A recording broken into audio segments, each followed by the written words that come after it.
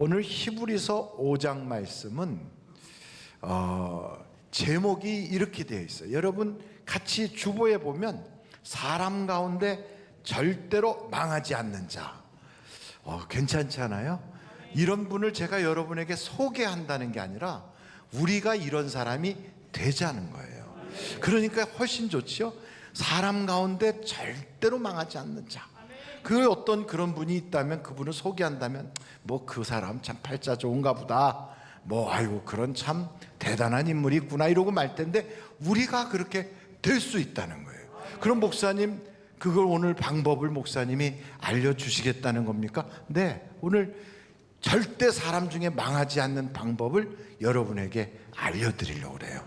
그러니까 여러분이 그걸 딱 받아가지고 가서 세상에 어디 가든지 절대 망하는 분이 한 분도 없기를 간절히 바랍니다. 히브리서 5장에는 세 가지의 키포인트가 되는 단어가 있어요. 그 첫째가 대제사장. 두 번째가 멜기세덱. 무슨 세덱이요? 예, 어떤 사람은 청주댁 그런데 그게 아니고 멜기세덱이에요. 그리고 마지막 세 번째는 음식이에요. 어떤 음식? 딱딱한 음식, 부드러운 음식, 뭐 이렇게 음식인데 세 가지예요. 첫째가 뭐라고요? 네?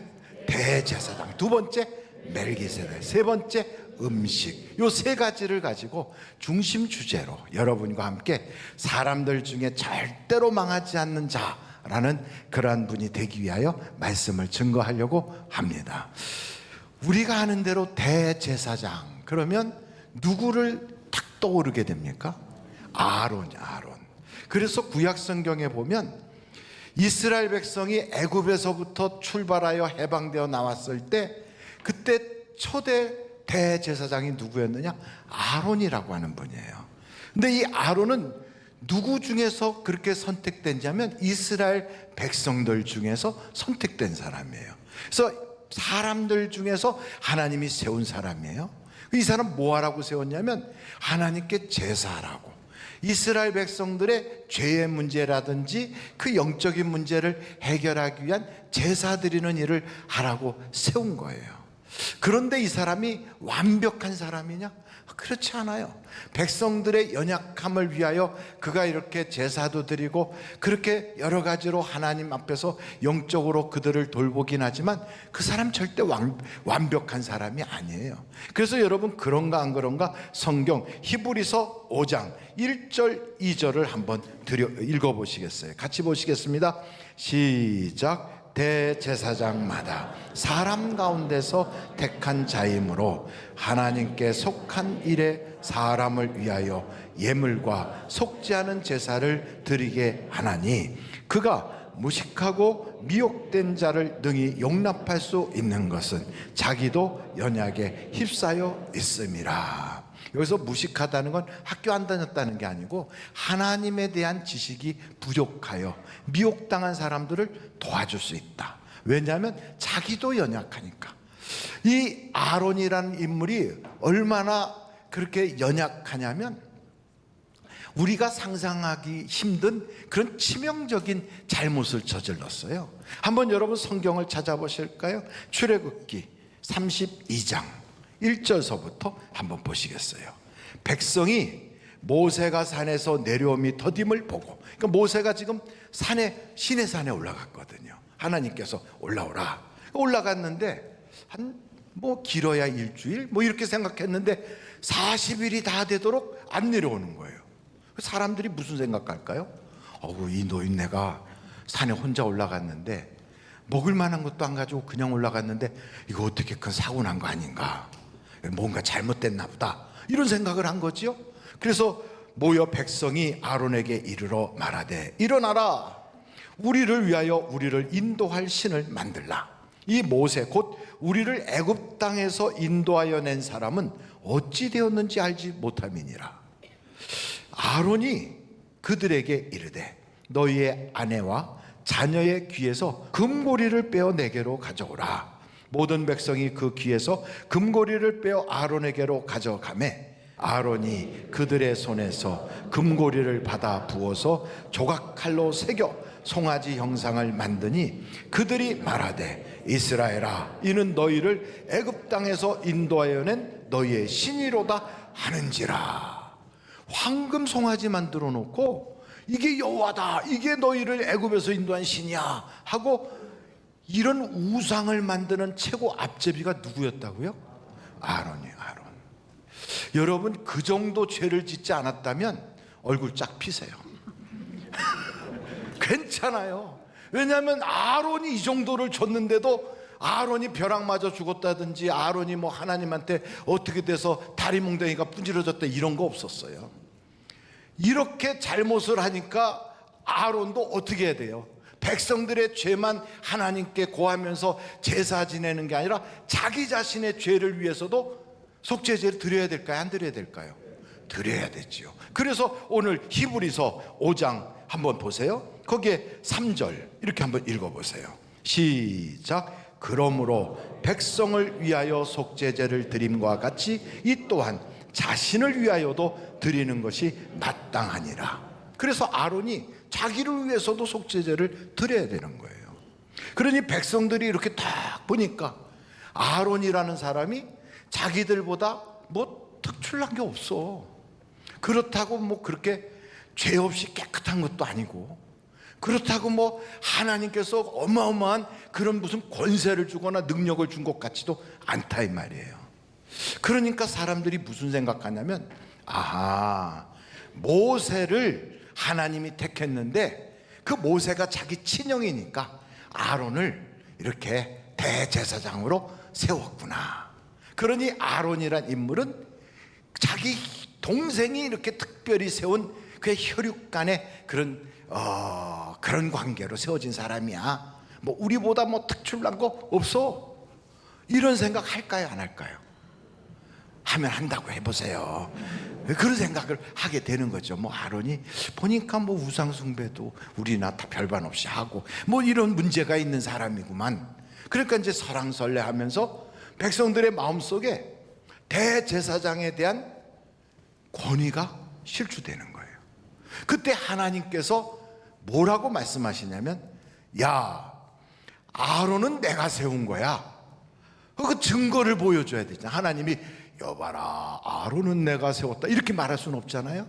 그래서 다 지파마다 지팡이를 하나씩 가져오라 그러고 그 지파의 대표자 이름을 그 지팡이에다가 쓴 거예요. 자기들이 그렇게 꾹꾹 짚고 다니는 그 지팡이에다가 이름을 쓴 거예요. 그 이름을 써서 내는데 레위 지파에는 아론 이렇게 쓴 거예요. 그래서 다 거둔 거예요. 그래가지고 하나님의 그 언약궤 법궤 앞에다가 탁 놓은 거죠. 자, 그랬나 안 그랬나 한번 성경을 찾아볼 텐데 민수기서 17장 2절서부터 한번 보겠어요. 너는 이스라엘 자손에게 말하여 그들 중에서 각 조상의 가문을 따라 지팡이 하나씩을 취하되 곧 그들의 조상의 가문대로 그 모든 지휘관에게서 지팡이 12를 취하고 그 사람들의 이름을 각각 그 지팡이에 쓰되 레위의 지팡이에는 아론의 이름을 쓰라. 이는 그들의 조상의 가문의 각 수령이 지팡이 하나씩 있어야 할 것임이니라. 그 지팡이를 회막 안에서 내가 너희와 만나는 곳인 증거궤 앞에 두라. 내가 택한 자의 지팡이에는 싹이 나리니 이것으로 이스라엘 자손이 너희에게 대하여 원망하는 말을 내 앞에서 그치게 하리라. 모세가 이스라엘 자손에게 말하며 그들의 지휘관들이 각 지파마다 지팡이 하나씩을 그에게 주었으니 그 지팡이가 모두 12이라. 그 중에 아론의 지팡이가 있었더라. 모세가 그 지팡이들을 증거의 장막 안 여호와 앞에 두었더라. 이튿날, 이때가 이제 중요한 거예요. 자, 모세가 증거의 장막에 들어가 본즉 레위 집을 위하여 낸 아론의 지팡이에 뭐가 돋고? 우미 돋고, 그 다음에 뭐가 나고? 순이 나고, 뭐가 피어서? 꽃이 피어서 뭐가 어떻게 됐어요? 살구 열매가 열렸더라. 그러니까 확실히 다른 거지요. 하나님이 증거를 보여준 거지요. 그랬더니 어떤 사람이 속으로 생각하기를, 목사님 그거 지난밤에 아무도 없을 때 모세가 살며시 다른 걸로 바꾼 거예요. 이렇게 말하고 싶은 사람이 있겠죠. 그런데 여러분, 광야에서는 살구나무가 없단 말이에요. 그 지역에서는 이런 거를 찾을 수가 없어. 근데 그 꽃이 하룻밤 사이에 피고 순이 나고 거기에 열매가 맺어진 건 인간의 수단 방법을 통하여는 불가하다 이거죠. 온전히 이건 하나님만이 하실 수 있는 거예요. 그래서 사람들이 와, 진짜 아론은 모세가 친형이라고 세운 게 아니라 하나님이 세워주셨구나, 이걸 한 거지요. 그래서 대제사장은 하나님이 아론을 세우시고 아론의 후손으로 이어가면서 그 대제사장이 되게 하셨다 이 말이에요. 여러분 성경 한번 같이 찾아보실까요? 출애굽기 40장 15절이에요. 그 아버지에게 기름을 부음과 같이 그들에게도 부어서 그들이 내게 제사장의 직분을 행하게 하라. 그들이 기름 부음을 받았은즉 대대로 영영이 제사장이 되리라 하시매. 그러니까 그 아버지가 제사장, 그 아들이 대제사장, 이렇게 쭉 그렇게 혈통을 따라서 내려가고 있단 말이에요. 근데 오늘 문제는 예수님을 뭐라고 말하고 있냐면 대제사장이다 그래요. 그럼 한번 여쭤볼게요. 예수님은 아론과 함께 그 집안인가요? 아닌가요? 아니에요. 그럼 예수님은 레위 지파인가요? 유다 지파인가요? 유다 지파예요. 그러니까 아론의 후손도 아니고 레위 지파도 아닌 유다 지파로서 다윗의 후손이라고요. 그럼 어떻게 돼서 예수님이 대제사장, 그 제사장이라고 그렇게 되는가? 여러분 성경 오늘 히브리서 7장 14절부터 보면 그 궁금증을 이렇게 해소하고 있어요. 우리 주께서는 유다로부터 나신 것이 분명하도다. 이 지파에는 모세가 제사장들에 관하여 말한 것이 하나도 있고 없고 멜기세덱과 같은 별다른 한 제사장이 일어난 것을 보니 더욱 분명하도다. 이제 멜기세덱이란 이름이 딱 등장해요. 16절. 그는 육신에 속한 한 계명의 법을 따르지 아니하고, 다른 말로 말하면 혈통을 통하여 대제사장이 된 것이 아니고 오직 불멸의 생명의 능력을 따라 되었으니 증언하기를 내가 영원히 멜기세덱의 반차를 따르는 제사장이라 하였도다.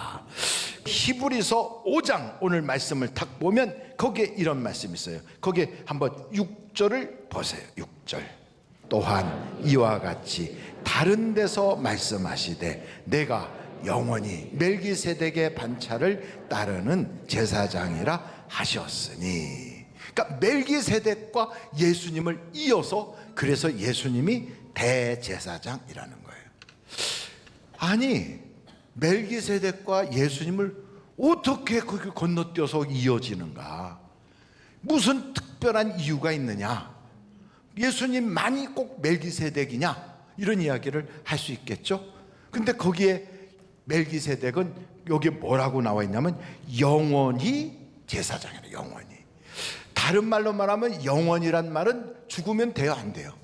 안 돼요, 안 돼요. 그러니까 죽으면 안 되는 거예요.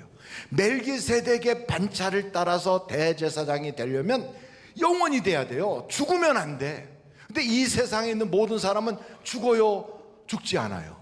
죽어요. 다윗도 히스기야도, 또 성경에 보면 뭐 엘리야도, 또 이사야도, 뭐 대단한 인물들도 다 죽어요. 근데 예수님은 어때요? 예수님은 살아계시다 이 말이에요. 그러므로 그분이 누구라고요?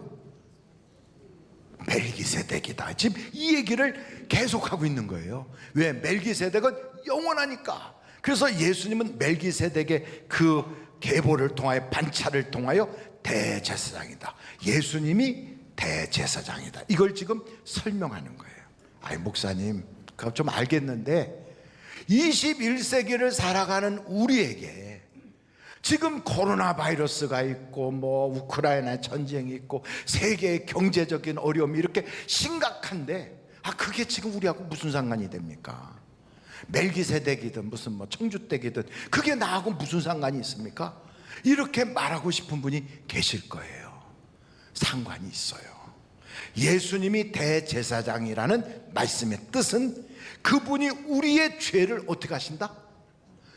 우리의 죄를 위하여 하나님께 온전한 제사를 올려드려서 그래서 우리의 죄를 싹 사해 주신다 이 말이에요. 죄가 없어지면 저주도 없어져요. 죄가 사라지면 마귀가 공격할 수가 없어요. 죄가 없어지면 우리에게는 이제는 더 이상 우리를 해하거나 멸망시킬 세력이 아무도 없다 이 말이죠. 그래서 예수님의 그 십자가를 통한 제사, 다른 말로 말하면 속죄 제사는 완벽한 제사예요.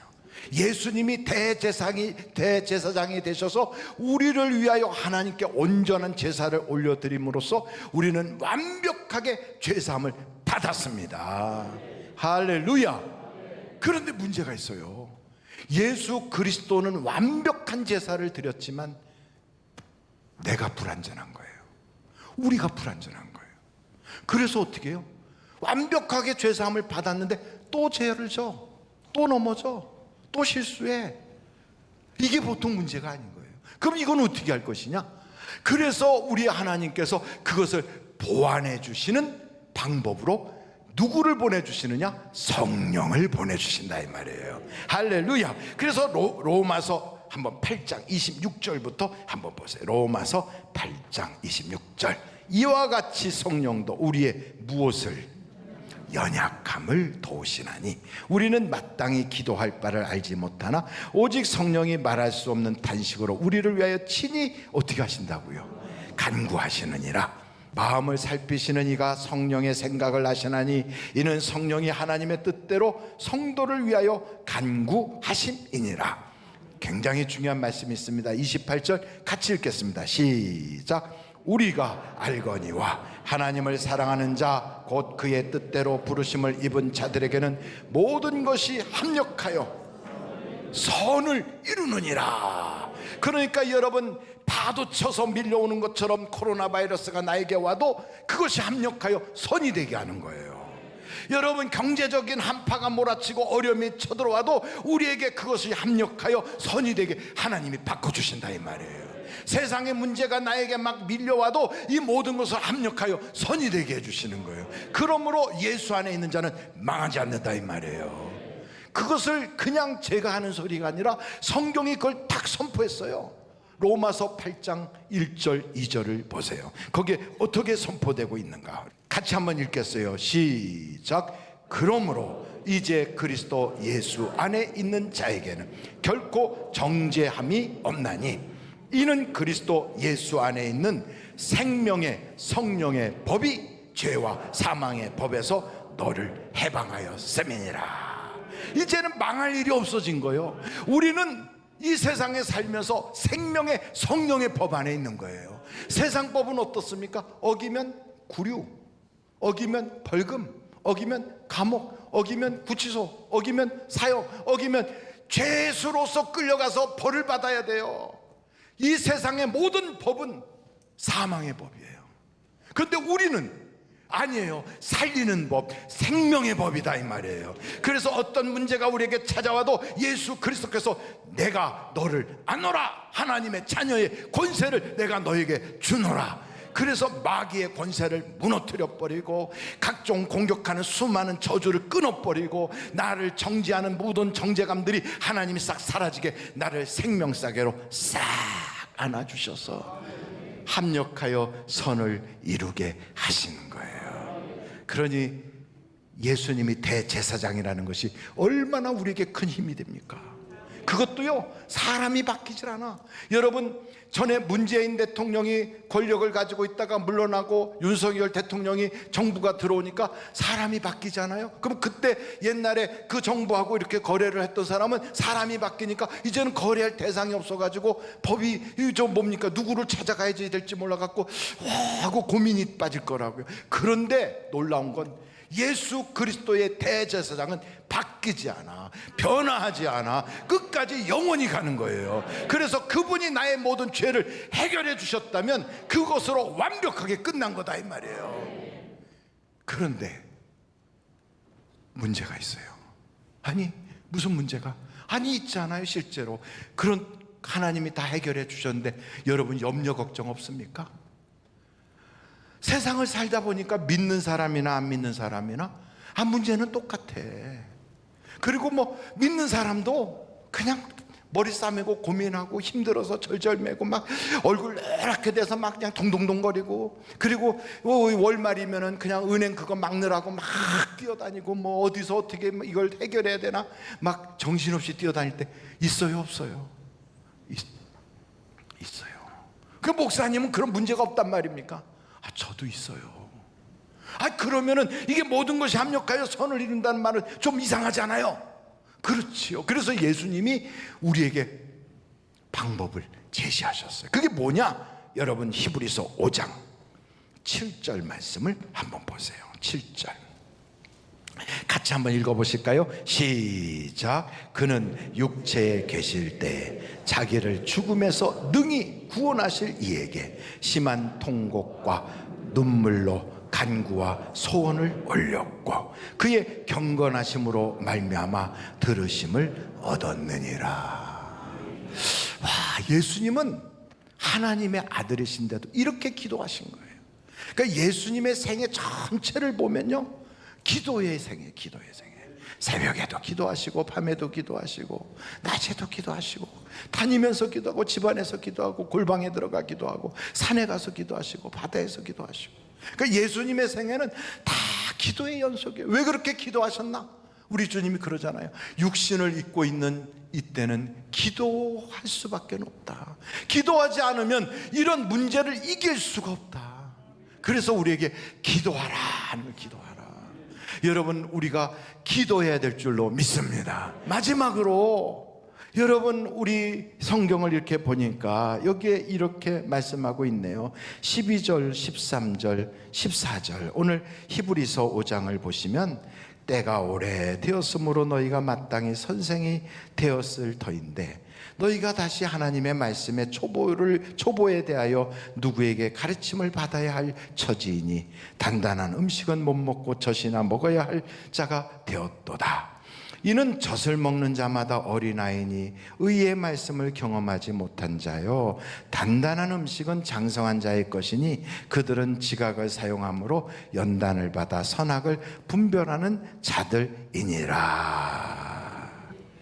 그러니까 단단한 음식이 있고 젖같이 부들부들한 게 있다 이 말이죠.